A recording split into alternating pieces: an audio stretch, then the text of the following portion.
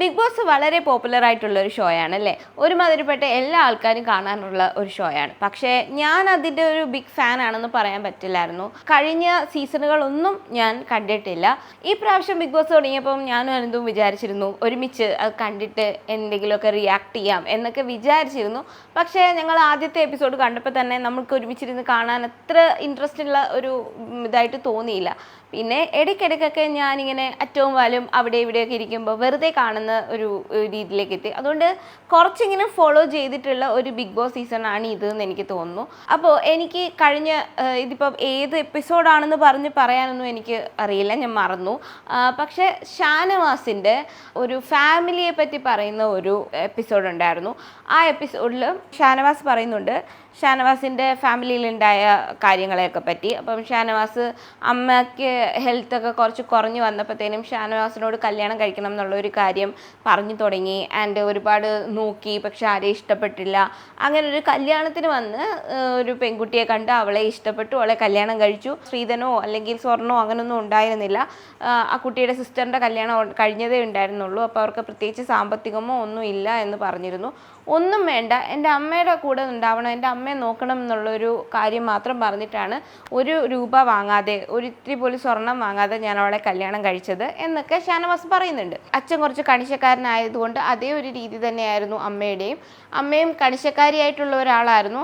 ആ കണിശ സ്വഭാവം ഭാര്യയുമായുള്ള കുറച്ച് പ്രശ്നങ്ങൾക്കൊക്കെ കാരണമായി. എൻ്റെ വീട്ടിൽ വരുമ്പോൾ എപ്പോഴും ഭാര്യയും അമ്മയും കൂടി എപ്പോഴും അടിയുണ്ടാക്കുന്നതും വഴക്കിടുന്നതുമാണ് കാണുന്നത്. അത് സമാധാനം നഷ്ടപ്പെട്ടിരുന്നു. ഈ ഒരു സിറ്റുവേഷനിൽ നിന്ന് പുള്ളി കുറേ തവണ ഇങ്ങനെ അമ്മയുടെ ഭാഗത്ത് നിന്നിട്ടുണ്ട്. ഈവൻ ദോ ചില സമയത്തൊക്കെ ഭാര്യയുടെ ഭാഗത്ത് ശരിയുണ്ടായിട്ടും അമ്മയുടെ ഭാഗത്ത് നിൽക്കേണ്ടതായിട്ടൊക്കെ വന്നിട്ടുണ്ട്. അങ്ങനെ ഭാര്യ വീട്ടിൽ നിന്ന് പോയി സ്വന്തം വീട്ടിൽ പോയി നിന്നു. പിന്നെ ഒരുപാട് കഷ്ടപ്പെട്ട് ഒരുപാട് പേരെ കൊണ്ട് പറഞ്ഞ് അത് അവസാനം കുറേ കഷ്ടപ്പെട്ടിട്ടാണ് തിരിച്ചു വിളിച്ചുകൊണ്ട് വന്നതെന്നും ഇപ്പോൾ പുള്ളി ഒരു ഉപദേശവും കൂടെ കൊടുക്കുന്നുണ്ട്.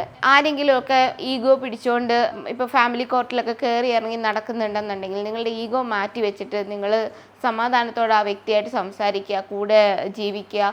അപ്പോൾ നിങ്ങൾക്ക് ഒരു സന്തോഷകരമായ ജീവിതം കിട്ടും. എനിക്കിപ്പോൾ അതേപോലെ ഒരു സന്തോഷകരമായ ജീവിതം കിട്ടി എന്നൊക്കെ പുള്ളി പറയുന്നുണ്ട്. ഷാനവാസിൻ്റെ ഉദ്ദേശം ഷാനവാസിൻ്റെ അമ്മയെ നോക്കുക, അങ്ങനെയൊക്കെയുള്ള കാര്യങ്ങൾ മനസ്സിൽ കണ്ടതുകൊണ്ടാണ് കല്യാണം കഴിക്കുന്നത്. പക്ഷെ പുള്ളിക്കാരിക്ക് പുള്ളിക്കാരിയുടെ ഭർത്താവിൻ്റെ കൂടെ ജീവിക്കുക, അവരൊരുമിച്ചുള്ള സമയം, അവരുടെ കുട്ടികൾ, ഇതൊക്കെ ആയിരിക്കാം പുള്ളിക്കാരുടെ മനസ്സിലുണ്ടാവുക. കല്യാണം കഴിഞ്ഞ് പല വീടുകളിലും ഉണ്ടാവുന്ന ഒരു പ്രശ്നമാണിത്. ഒന്നാമത്തെ ഒരു റീസൺ എന്ന് പറഞ്ഞാൽ മകനിലുള്ള ഒരു പിടി നഷ്ടപ്പെടുന്ന പോലത്തെ സാധനമൊക്കെ തോന്നാനുള്ള ഒരു ഇതുണ്ട്, അല്ലെ അവരുടെ ടെറിട്ടറി ഭാര്യ ഏറ്റെടുത്തു എന്നുള്ള ഒരു തിങ്ങൊക്കെ വരാനുള്ള ചാൻസ് ഉണ്ട്. അതിൻ്റെ പേരിൽ അവൻ ഇങ്ങനെയല്ല, അവൻ ഇങ്ങനെ വേണം, അവന് ഞാൻ ഇങ്ങനെ ചെയ്യുമ്പോഴാണ് ശരി, അല്ലാതെ നീ ചെയ്യുന്ന പോലെ അല്ല എന്നൊക്കെ പറയുന്ന രീതിയിലുള്ള സംസാരവും കാര്യങ്ങളും ഒക്കെ വരാറുണ്ട്. ഷാനവാസിൻ്റെ കാര്യത്തിൽ പറയുമ്പോൾ ഷാനവാസിൻ്റെ വൈഫിന് ഏകദേശം 18-19 വയസ്സെന്ന് പുള്ളി പറയുന്നുണ്ട് കല്യാണം കഴിക്കുന്ന സമയത്ത്. സോ അത്രയും ചെറിയ ഏജിലുള്ള ഒരു പെൺകുട്ടി അവളുടെ എല്ലാ കംഫേർട്ട് സോണും വിട്ട്, അവളുടെ സ്നേഹിച്ചിരുന്ന, അവൾ ഇത്രയും നാളും കണ്ട, അവൾ ഇത്രയും നാളും കൂടെ ജീവിച്ച എല്ലാ ആൾക്കാരെയും വിട്ട് ഭർത്താവിൻ്റെ വീട്ടിലേക്ക് വരുമ്പോൾ അവിടുത്തെ രീതികളും അവിടുത്തെ കാര്യങ്ങളുമായിട്ടൊക്കെ പൊരുത്തപ്പെടാൻ ഒക്കെ കുറച്ച് ടൈം എടുക്കുമായിരിക്കും. ചിലപ്പോൾ ചില കാര്യങ്ങളിൽ ഒട്ടും പൊരുത്തപ്പെടാൻ പറ്റിയില്ല എന്നും വരും. സോ അത് അവരൊരു എൻറ്റയർ ഡിഫറെൻറ്റ് അറ്റ്മോസ്ഫിയറിൽ ജീവിച്ച് വന്ന ഒരു വ്യക്തിയാണ്. സോ എല്ലാ രീതിയിലും ഇവിടെയായിട്ട് കോപ്പപ്പ് ചെയ്ത് പോകാൻ പറ്റിയെന്ന് വരില്ല, ആർക്കും പറ്റിയെന്ന് വരില്ല.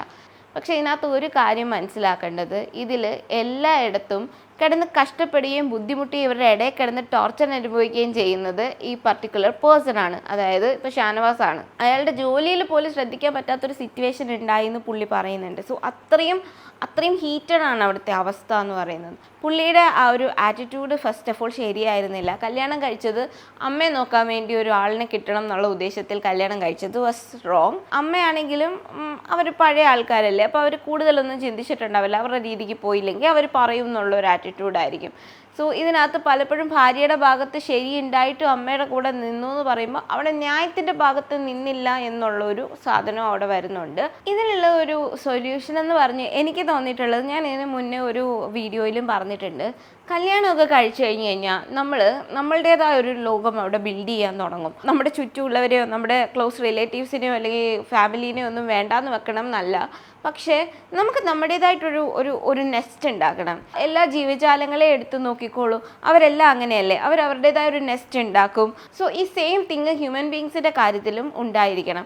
ഈ സിസ്റ്റത്തിൻ്റെ ഒരു ബെനിഫിറ്റ് എന്താണെന്ന് വെച്ച് കഴിഞ്ഞാൽ എല്ലാ റിലേഷൻഷിപ്പും ഇൻടാക്റ്റ് ആയിട്ട് നിൽക്കും. എവിടെയും ഒരു വിള്ളലോ പ്രശ്നങ്ങളോ വരില്ല. ഭയങ്കര സ്വീറ്റ് ആൻഡ് കോമ്പാക്റ്റ് ആയിട്ട് അതവിടെ നിൽക്കും. ഷോർട്ട് ആയിരിക്കാം, ബട്ട് സ്വീറ്റ് ആയിട്ടുള്ള ഒരു വേ ഓഫ് ഗ്യാതറിങ്ങും എല്ലാം അവിടെ ഉണ്ടാവും. ഒരു ഭർത്താവും ഭാര്യയും മാത്രം ജീവിക്കുമ്പോൾ തന്നെ നിങ്ങളൊന്ന് ചിന്തിച്ച് നോക്കൂ. ഭാര്യയ്ക്ക് ഭർത്താവ് ചെയ്യുന്ന എല്ലാ കാര്യങ്ങളും ഇഷ്ടപ്പെടണമെന്നില്ല, അതുപോലെ ഭർത്താവിന് ഭാര്യ ചെയ്യുന്ന എല്ലാ കാര്യങ്ങളും ഇഷ്ടപ്പെടണമെന്നില്ല. സോ ഇങ്ങനത്തെ ഒരു സാധനം ഒരു ഹസ്ബൻഡ് ആൻഡ് വൈഫിൻ്റെ ഇടയിൽ തന്നെ ഉണ്ടാവുന്നുണ്ട്. അപ്പോൾ പിന്നെ കൂടുതൽ മെമ്പേഴ്സ് വരുന്തോറും കൂടുതൽ അഭിപ്രായ വ്യത്യാസങ്ങളും കൂടുതൽ സ്വരച്ചേർച്ചയില്ലായ്മയും ഉണ്ടാകും. ഒരു വ്യക്തിനെ ഒരേപോലെ സ്നേഹിക്കുന്ന 2 പേരാകുമ്പോൾ അതിൻ്റെ അളവ് കൂടുകയും ചെയ്യും. അതാണ് ഇതേപോലെയുള്ള സിറ്റുവേഷനിൽ ഉണ്ടാവുന്നത്. ഏറ്റവും നല്ല വഴി എന്ന് പറഞ്ഞു കഴിഞ്ഞാൽ നിങ്ങൾ കല്യാണം കഴിച്ചു കഴിയുമ്പം മാറി താമസിക്കുക, ഒരു കുടുംബമായിട്ട് നിങ്ങളുടേതായ ഒരു ലോകം ബിൽഡ് ചെയ്തെടുക്കുക. എന്ന് വെച്ചിട്ട് നിങ്ങളുടെ അമ്മയോ അല്ലെങ്കിൽ നിങ്ങളുടെ പെങ്ങന്മാരെയോ ആങ്ങളമാരെയോ ഫാമിലീസിനെയോ ആരെയോ വേണ്ടാന്ന് വെക്കണം എന്നല്ല. ഇടയ്ക്ക് പോയി വിസിറ്റ് ചെയ്യുക, അവരുടെ കാര്യങ്ങൾ അന്വേഷിക്കുക, അവർ എങ്ങനെയുണ്ടെന്ന് അന്വേഷിക്കുക, അതുപോലെ അവരുടെ ഹെൽത്ത്, അവരുടെ ലൈഫ്, അവരുടെ ഹാപ്പിനെസ്, എല്ലാ കാര്യങ്ങളെയും പറ്റി ബോധവാന്മാരായിരിക്കുക. അതുപോലെ ഇടയ്ക്കിടയ്ക്ക് പോയി ചോദിക്കുക, അന്വേഷിക്കുക, കാണുക, ഇതെല്ലാം ഓഫണായിട്ട് ചെയ്യുക. അതിനപ്പുറത്തേക്ക് നിങ്ങൾക്ക് നിങ്ങളുടേതായിട്ടുള്ള ഒരു സ്പേസും കൂടി ഉണ്ടായിരിക്കണം. സോ എൻ്റെ അമ്മ പ്രായമായിട്ടിരിക്കുന്ന സമയത്ത് എൻ്റെ അമ്മയെ നോക്കാതെ ഞാൻ വേറൊരു വീടെടുത്ത് താമസിക്കുന്നത് ശരിയാണോ എന്ന് ചോദിച്ചാൽ നിങ്ങൾ ജസ്റ്റ് ഒരു പെൺകുട്ടിയുടെ സ്ഥാനത്ത് നിന്ന് ചിന്തിച്ചാൽ മനസ്സിലാവും. അതായത് ഇപ്പോൾ 2 പെൺകുട്ടികളുള്ള ഒരു പേരൻ്റ് ആണെന്നുണ്ടെങ്കിൽ അവരുടെ 2 പെൺമക്കളെയും അവർ കല്യാണം കഴിച്ച് അയക്കുകയല്ലേ ചെയ്യുന്നത്. സോ അവർ ബേസിക്കലി അവരുടെ വാർദ്ധക്യ സമയത്ത് ഒറ്റയ്ക്കൊരു വീട്ടിലായിരിക്കും കഴിയുക. അപ്പോൾ അവളുടെ അമ്മയ്ക്കും അച്ഛനും വേറെ ആരും ഇല്ലല്ലോ, അതുകൊണ്ട് ഞങ്ങൾ ആ ഭാര്യ വീട്ടിൽ പോയി നിൽക്കാമെന്ന് ചിന്തിക്കുന്ന എത്ര ആണുങ്ങളുണ്ട്. സോ ഇപ്പോൾ ഷാനവാസ് ആണെങ്കിലും പറയുന്നുണ്ടായിരുന്നു അമ്മ ഇപ്പം മരിച്ചു, അമ്മ ഇപ്പം ഞങ്ങളുടെ കൂടെ ഇല്ല. സോ ബേസിക്കലി ഷാനവാസിൻ്റെ അമ്മ മരിച്ചപ്പോൾ ഇപ്പോൾ ഷാനവാസിൻ്റെ ഭാര്യയും പിള്ളേരെയും മാത്രം നോക്കിയാൽ മതി എന്നുള്ളൊരു സിറ്റുവേഷനായി. അപ്പോൾ പുള്ളിയുടെ ലൈഫ് നന്നായിട്ട് പോകുന്നു, ഭാര്യയുടെ കൂടെ നിൽക്കാൻ പറ്റുന്നു, ഭാര്യ പറയുന്ന കാര്യങ്ങളെല്ലാം അണ്ടർസ്റ്റാൻഡ് ചെയ്യാൻ പറ്റുന്നു, എല്ലാം പറ്റുന്നു. നിങ്ങൾ നിങ്ങളുടേതായ ഒരു ഫാമിലിയായി മാറുക. ഒപ്പം തന്നെ നിങ്ങളുടെ പേരൻസിൻ്റെ കാര്യങ്ങളെല്ലാം ഒരു ഇൻ്റർവെൽസിൽ ഇങ്ങനെ അന്വേഷിക്കുക, കാര്യങ്ങൾ എന്തെങ്കിലും ഉണ്ടെങ്കിൽ അത് ചെയ്തു കൊടുക്കുക. അവർക്ക് വേണ്ട കാര്യങ്ങളൊക്കെ വേണ്ട സമയത്ത് ചെയ്തു കൊടുക്കണം. പക്ഷേ നിങ്ങൾക്ക് നിങ്ങളുടേതായ ഒരു ലൈഫ് ഉണ്ടായിരിക്കണം എന്നുള്ളതാണ്. എനിക്ക് ഈ ഒരു വിഷയം കേട്ടപ്പോൾ തോന്നിയ ഒരു കാര്യം ഞാൻ പറഞ്ഞു എന്നേ ഉള്ളൂ. നിങ്ങൾക്ക് ഈ വിഷയത്തെക്കുറിച്ചുള്ള നിങ്ങൾക്ക് വേറെ എന്തെങ്കിലും അഭിപ്രായമുണ്ടെങ്കിൽ അത് പറയുക. ആൻഡ് ഈ ഒരു മാറ്ററിനെ ഞാൻ കണ്ട രീതി ശരിയല്ല അങ്ങനെയൊക്കെ ഉണ്ടെങ്കിൽ എന്തായാലും നിങ്ങൾ കമൻറ്റിൽ പറയുക. So thanks for watching this video. Video ഇഷ്ടപ്പെട്ടാൽ ലൈക്ക് ചെയ്യുക, ഷെയർ ചെയ്യാൻ, ചാനൽ സബ്സ്ക്രൈബ് ചെയ്യുക.